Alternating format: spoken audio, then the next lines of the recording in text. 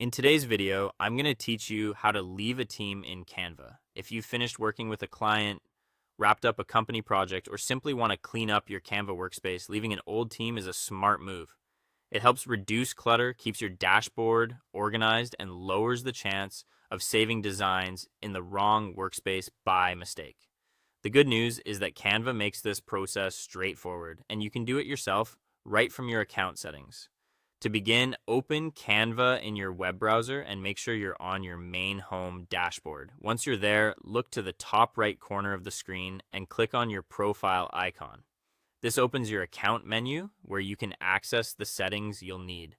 Take your time here and make sure you're selecting the correct menu, especially if you're currently switching between different workspaces. After the menu appears, look for the option called Account Settings and click it. This will take you to the main settings area for your Canva account.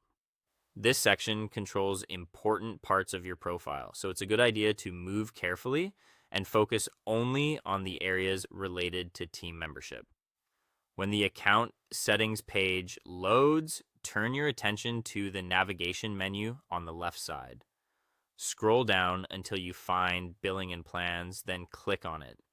This area doesn't just show subscription details, it also helps you manage the teams and workspace connections linked to your account, which is exactly where you need to go for this task. Next, scroll down through the page until you find the Teams section. Here, Canva will show the teams your account is connected to. Find the specific team you want to leave, then move to the right side of that team's row or card. You should see an option such as Leave Team. Click it to start the removal process. Canva will then show a confirmation prompt to make sure you really want to leave. This is a helpful safety check because once you leave, you may lose access to that team's shared folders, brand assets, and designs. If you're certain, click the confirmation button to complete the action. After that, Canva should refresh and return you to your personal workspace.